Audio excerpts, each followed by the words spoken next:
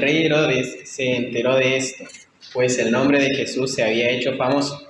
Algunos decían, Juan el Bautista ha resucitado y por eso tiene el poder para realizar milagros. Otros decían, es Elías. Otros, en fin, afirmaban, es un profeta como los de antes. Pero cuando Herodes oyó esto, exclamó, ¿Juan, al que yo mandé a que le cortaran la cabeza, ha resucitado? En efecto, Herodes mismo había mandado que arrestaran a Juan y que lo encadenaran en la cárcel. Herodes se había casado con Herodías, esposa de Felipe, su hermano. Y Juan le había estado diciendo a Herodes, la ley te prohíbe tener a la esposa de tu hermano. Por eso Herodías le guardaba rencor a Juan y deseaba matarlo. Pero no había logrado hacerlo, ya que Herodes temía a Juan y lo protegía, pues sabía que era un hombre justo y santo. Cuando Herodes oía a Juan, se quedaba muy desconcertado, pero lo escuchaba con gusto. Por fin se presentó la oportunidad. En su cumpleaños, Herodes dio un banquete a sus altos oficiales, a los comandantes militares y a los notables de Galilea. La hija de Herodías entró en el banquete y bailó, y esto agradó a Herodes y a los invitados. Pídeme lo que quieras y te lo daré, dijo el rey a la muchacha. Y le prometió bajo juramento, te daré cualquier cosa que me pidas, aun cuando sea la mitad de mi reino. Ella salió a preguntarle a su madre, ¿qué debo pedir? La cabeza de Juan el Bautista, contestó. Enseguida se fue corriendo la muchacha a presentarle al rey su petición. Quiero ahora mismo me des en una bandeja la cabeza de Juan el Bautista. El rey se quedó angustiado, pero a causa de sus juramentos y en atención a sus invitados, no quiso desairarla.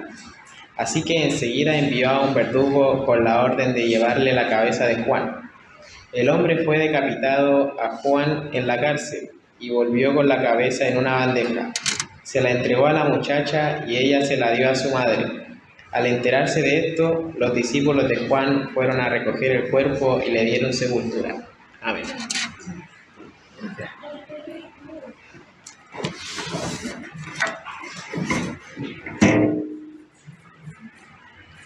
Bueno, hoy estamos ante uno de estos pasajes. Quizá hoy la predicación sea demasiado como más histórica, ¿no? Bueno, vamos a ver. Estamos ante uno de esos pasajes que los especialistas llaman textos tipo sándwich. Porque es como un paréntesis donde en mitad de una narración se habla de otra cosa y luego se vuelve a hablar del tema de antes. Es como un bocadillo donde hay pan, luego hay otra cosa y luego vuelve a haber pan otra vez, ¿no? Y hay varios textos tipo sándwich. Pero bueno, no nos vamos a meter ahora en eso porque ya también a esta hora, si empezamos a hablar de sándwich, ¿no? Nos va picando el gusanillo y tendríamos un culto un poquito incómodo.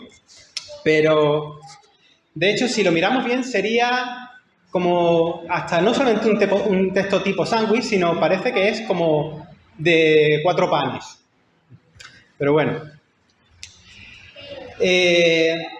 Pero además de eso, este pasaje del Evangelio, hemos dicho Marcos, capítulo 6, del 14 al 29, está situado en un texto donde Jesús envía de misión a los 12 discípulos. Esto va primero.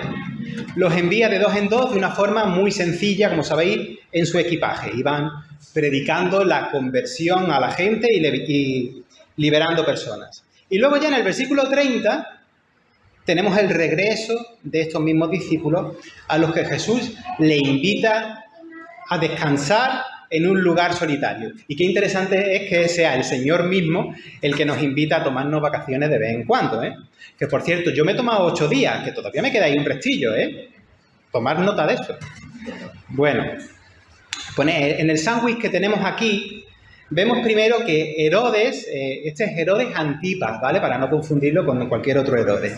Herodes Antipas, que como su padre era de descendencia idumea, comienza a especular sobre si Jesús era algo así como Juan el Bautista que había regresado entre los muertos. Así es como se lo estaba planteando el hombre, o imaginando.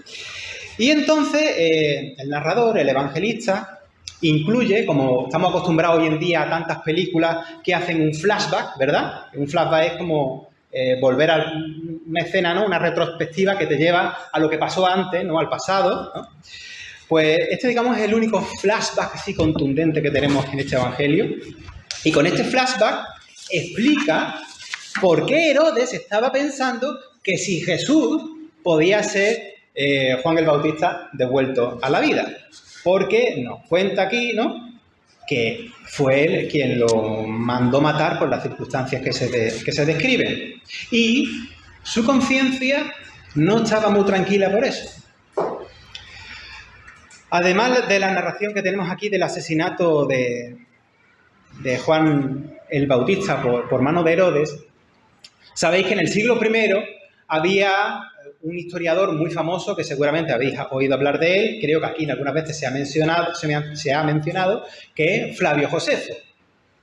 Bueno, pues Flavio Josefo en sus escritos también nos cuenta la muerte de Juan el Bautista y aporta algunos datos que, por ejemplo, en la descripción del Evangelio no tenemos. Josefo dice que Juan el Bautista estaba encarcelado en la fortaleza de Maqueronte, que está en las montañas de Moab, al este, al lado este del Mar Muerto. Y allí, según Josefo, pues sería el lugar donde se narran los hechos que aquí se están diciendo. No sé yo si era allí mismo donde se estaba haciendo el cumpleaños de Herodes Antipas. No lo sé, yo no estaba, no me invitaron. Y también el pasaje que estamos leyendo de Marcos da la explicación de por qué Juan el Bautista estaba en la cárcel. Bueno, a ver, recordemos que los verdaderos profetas que tenemos en la Biblia, los verdaderos, no suelen tener finales felices. Ya decía Jesús, ¡ay, Jerusalén, Jerusalén, que matas a los profetas y apedreas a los que se te envían! Hoy en día hay una tendencia en muchas iglesias a tener también, pues, supuestos profetas, personas que supuestamente te adivinan el futuro. Pero generalmente, la mayoría de los casos, no te digo que sean todos, pero la mayoría de los casos son aduladores, que te dicen cosas bonitas, que te dan el subidón y luego te vas a casa diciendo qué bonito estuvo el culto. Pero la mayor parte de la profecía en la Biblia ni siquiera tiene que ver con el futuro, sino con la denuncia de la injusticia, la denuncia contra los reyes que hacen las cosas mal, o la denuncia contra el pueblo cuando el pueblo está haciendo las cosas mal. Y ya digo que hoy por nuestra cultura, yo qué sé, por las películas o por las novelas, los cuentos que estamos acostumbrados, la cultura popular, digamos, ¿no?, pensamos que la palabra profecía es lo mismo que adivinación del futuro, ¿no? Casi todo el mundo, pregúntale a cualquiera en la calle y te va a decir qué es esto. Y algunas veces, pregúntale a cualquiera en la iglesia y también te lo va a plantear así. Pero no siempre es así. De hecho, hay un porcentaje muy pequeño de profecías bíblicas que adivinan, ¿no? Y quien tenga tiempo para hacer un estudio en su casa, lo que sea, lo puede comprobar. Hay profecías del futuro. Claro que las hay. Pero no son todas, Hay muchos oráculos del Señor que no son así. La labor de un profeta, incluso la labor profética de la propia Iglesia, y eso nos toca a nosotros, es la de ser un portavoz de Dios. Eso es lo que es un profeta, portavoz de Dios, de la palabra de Dios. Expresar qué es lo que Dios quiere, y ponernos en contra cuando vemos cosas que es todo lo contrario del reino de Dios, lo que sería el antirreino, cosas injustas, las cosas que no están bien, lo que destruye, lo que hace daño. Ahí la Iglesia tiene una voz. Ahí la Iglesia tiene una voz. Bueno, pues de este modo, Juan el Bautista era una molestia, en muchos sentidos. Era una molestia para el sistema sacerdotal del templo, que sabéis que era controlado por la casta sacerdotal, vinculada a los saduceos. Y era una molestia para los fariseos. Pero es que además era una molestia para el sistema político herodiano, el de Herodes. Y precisamente aquí donde Flavio Josefo en su escrito hace más hincapié, diciendo que Juan el Bautista pues era muy molesto para Herodes, ¿vale? Pero según vemos por el Evangelio, el remate ya está en esta cuestión. Voy a intentar explicarlo lo mejor que puedo. Y yo sé que nos podemos perder y puede ser aburrido. Lo resumo lo mejor que lo intento. A ver, una mujer que se llama Herodías, que era o había sido la mujer de Filipo, Herodes Filipo, que es otro Herodes que hay, porque hay un montón de Herodes, ¿vale? Además, este Herodes Filipo era el tío de ella, pero eso sí estaba permitido casarse, ¿vale? Estaba casada con su tío Filipo, ¿vale? Pues ella, como no era una judía como tal, sino que también era idumea y muy helenizada, es decir, de cultura griega más que de cultura judía, pues entonces ella podía, como mujer helenizada, solicitar el divorcio. Es una mujer judía, olvídate, no lo podía hacer, pero ella sí, ¿vale? Y eso fue lo que hizo. Se divorció de Filipo para casarse con el hermano de Filipo, que es Herodes Antipas, ¿vale? Se casa con su cuñado, ¿vale? ¿Hasta aquí la telenovela la lleváis bien? ¿Sí? ¿Pero por qué lo hiciste, Filipo? ¿No? Bueno, ella se casa con su cuñado. Y entonces Juan el Bautista denunciaba que la ley no permitía este tipo de divorcio, ese casamiento con un hermano, al menos mientras el hermano estuviese vivo. Luego sabéis que está la ley del levirato, que cuando un hermano fallece, entonces sí, para que esa mujer no quede desprotegida, sí se casaba con un hermano que estuviese vivo, ¿vale? Pero en este caso no. ¿Me estoy explicando? Bien. Entonces lo he hecho bien, ¿no? Del 1 al 10, ¿qué nota me ponéis?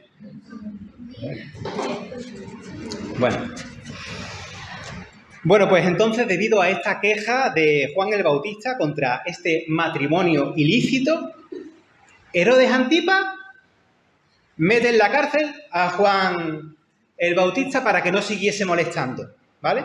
Pero parece que su intención, está clara, que su intención no era matarlo, sino tenerlo allí para que no estuviese Juan el Bautista suelto y agitando al pueblo en contra de él, ¿vale? En contra de Herodes. Bueno, pues dicen los versículos 19 y 20 que Herodías, esta mujer de la que estaba hablando antes, quien sí que quiere matar a Juan el Bautista, pero no podía, y no podía porque Herodes Antipas, su actual marido, que sí que es verdad que había metido a Juan en la cárcel, consideraba que Juan el Bautista era un hombre justo y santo y tenía como miedo, un miedo así, un temorcillo supersticioso de no tocarlo porque este hombre es sagrado, pues tenía miedo de ponerle la mano encima. Y además una cosa muy curiosa, Herodes consideraba a Juan el Bautista su enemigo, sin embargo, le gustaba escucharle hablar. Hasta cierto punto, Herodes está protegiendo a su prisionero, a Juan el Bautista, mientras lo tiene allí en la cárcel. Pero la historia ya sabéis cómo sigue. Herodías, en esta narración, la mujer, aparece, y lo era, como una mujer muy inteligente y un tanto manipuladora en esta situación. Cuando su hija, en este cumpleaños, ¿no? Según la tradición, dice que se llama Salomé, ¿no? O Herodías Salomé, aparece en algunos escritos antiguos. Pues cuando la hija entra danzando en la fiesta, Herodes Antipas, complacido, le dice: ¡oh, qué bonito tu baile! Pídeme lo que quieras que te lo voy a regalar, hasta la mitad de mi reino si me lo pides. ¿No?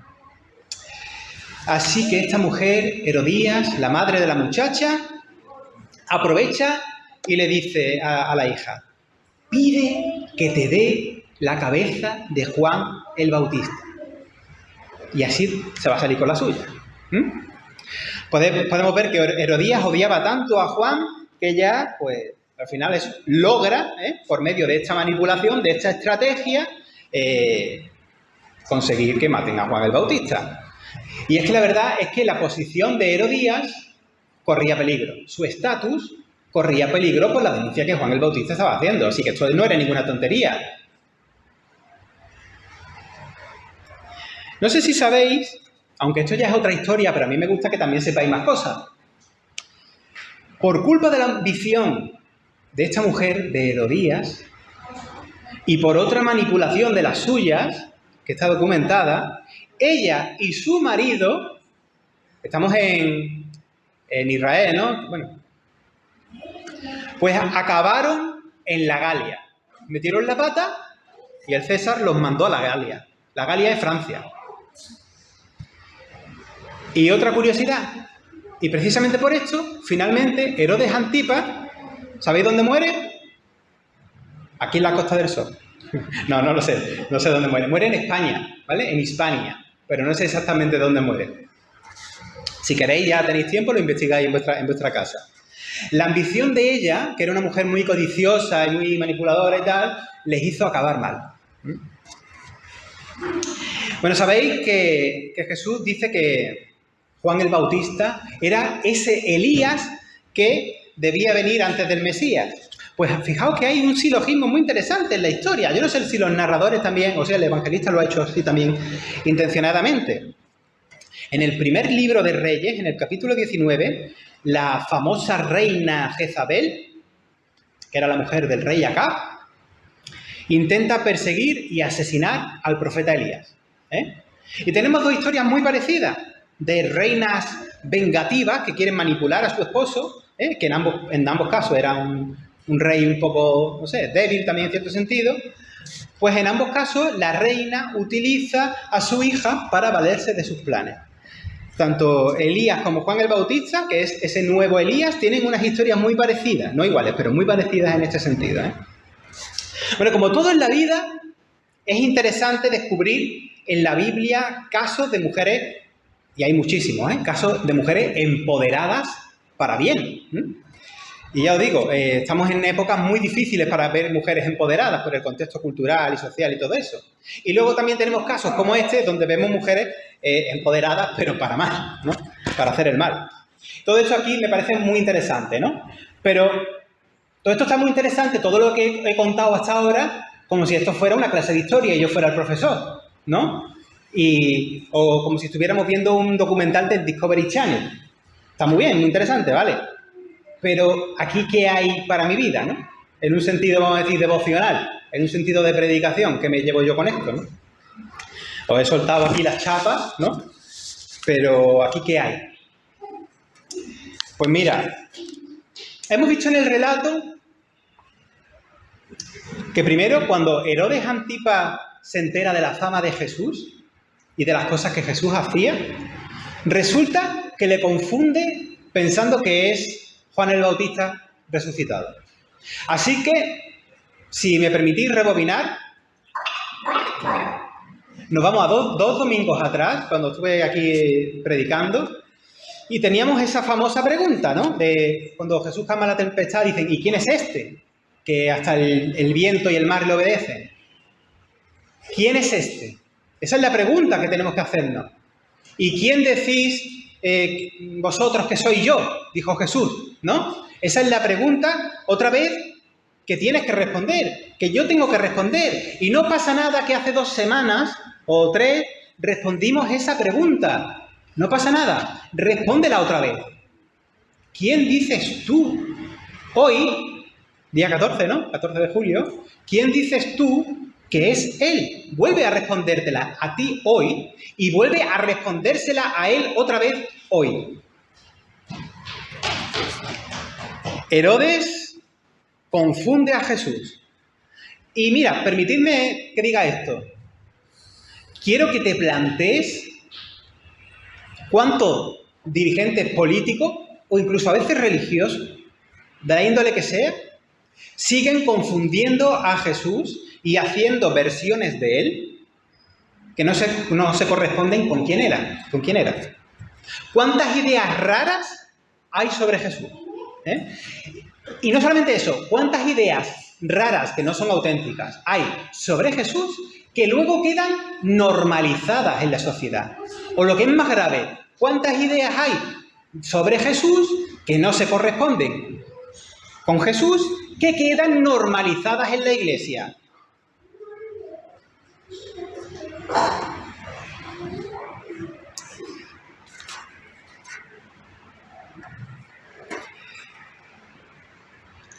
¿Cuántos políticos hay? Sobre todo, lo podéis ver en América Latina o lo podéis ver también en Estados Unidos, y ya lo tenemos en Europa también.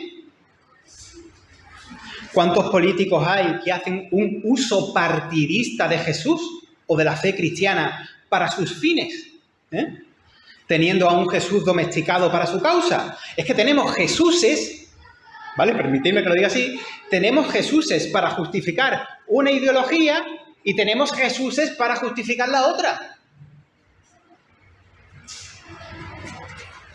Pero también hay otra elección. El sistema de nuestro mundo, lo que los cristianos llamamos el mundo. Muchas veces, ten cuidado con el mundo, ¿no? Se escucha, los queremos criar. Ten cuidado con el mundo. Bueno, vamos a ver. El sistema, el mundo. ¿Cómo funciona el mundo? ¿Cómo funciona la lógica de nuestro mundo? Cuando este sistema choca contra la realidad del reinado de Dios, el reino sufre violencia. Los poderosos, los líderes a lo largo de la historia, cuánta crueldad ha mostrado haciendo mártires, como en este caso Juan el Bautista, mártires de los que traen causas justas y acordes al reinado de Dios. Ponemos un caso actual y me parece que lo he mencionado otros años. Cuando el pastor, recordamos que era pastor, Martin Luther King, emprendió su cruzada por una causa justa, como los derechos civiles, por los afroamericanos, ¿qué oposición encontró? ¿Fue un camino de rosas para él? Como Juan el Bautista, ¿verdad? Él también fue asesinado. Y podríamos poner más casos a lo largo de la historia. El poder de este mundo en los trabajos, en la dirección de un gobierno, en la calle, en las universidades, donde sea, mostrará crueldad contra aquellas y aquellos profetas y profetisas actuales que militantemente desde el Espíritu Santo pronuncien una conciencia crítica contra las injusticias que se están cometiendo. Ya digo en un gobierno, ya digo en un trabajo, en una empresa, en donde sea.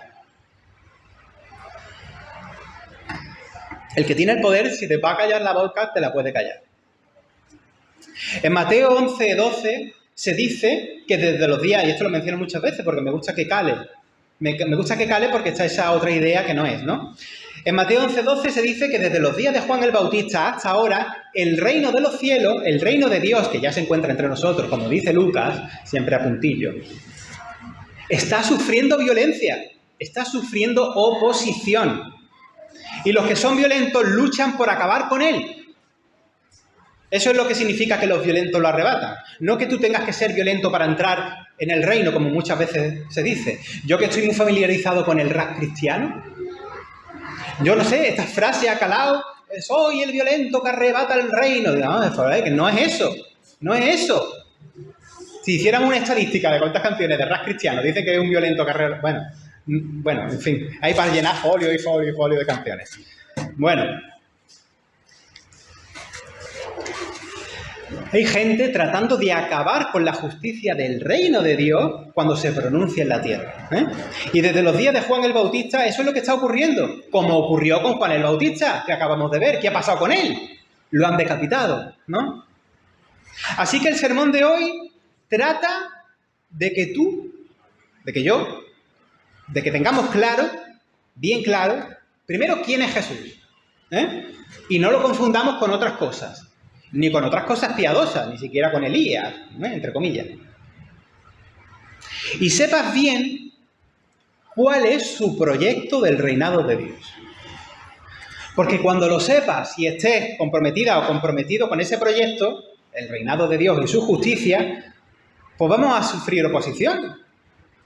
Y aunque merece la pena, y además uno desde el Espíritu lo sabe, merece la pena ser esa voz profética contra la injusticia, merece la pena, pero tú sabes que esa injusticia va a tratar de aplastarte y algunas veces lo va a conseguir.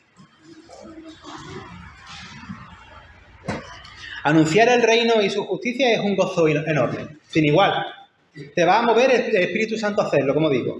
Pero que sepa que corres riesgo como Juan el Bautista, corres riesgos como Esteban, corres riesgos como Santiago, luego como los apóstoles también, ¿verdad? Y cuántos, no sé, tantos mártires de la iglesia primitiva, ¿no? Y no solamente de la iglesia primitiva, tantos mártires actuales en tantos otros países. O como Martin Luther King, que he mencionado, o Bonhoeffer, o el que sea, ¿vale? O como dije hace algunos años, que es una historia que he repetido algunas veces porque a mí me tocó. Me tocó porque veo un buen ejemplo.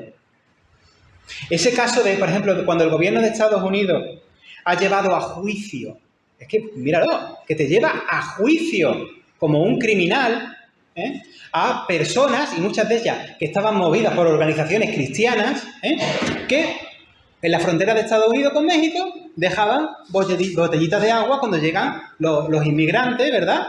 Con los niños en brazos, los bebés, para que cojan esas botellitas y beban porque han hecho una caminata larga, ¿vale? Pues por dejar esas botellitas de agua para los inmigrantes, te llevan a juicio.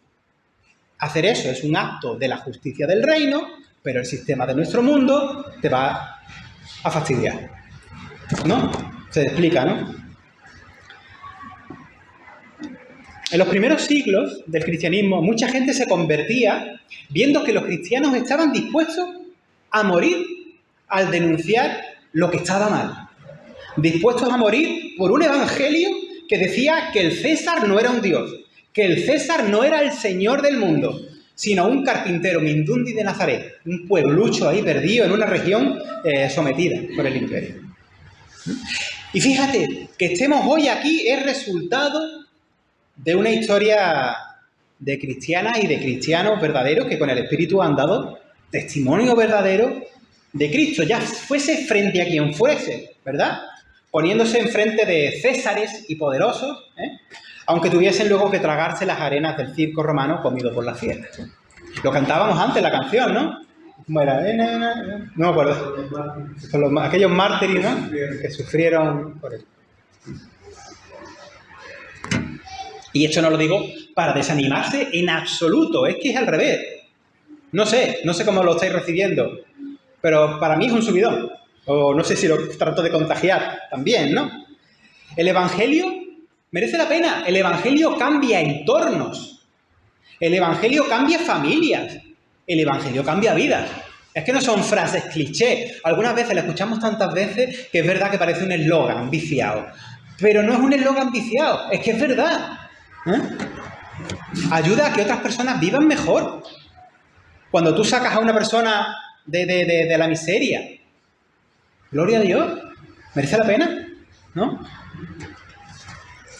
O la causa, por ejemplo, del pastor Martin Luther King, aunque él murió antes de ver con sus propios ojos haber conseguido lo que se ha conseguido, no mereció la pena. Pues haz el bien, ¿verdad? Haz el bien, aunque el fruto de ese bien no lo vayas a ver en vida, o lo tengas que ver por una ventanita en el cielo. Pues esto es lo que quería compartir con vosotros. Solideo, gloria.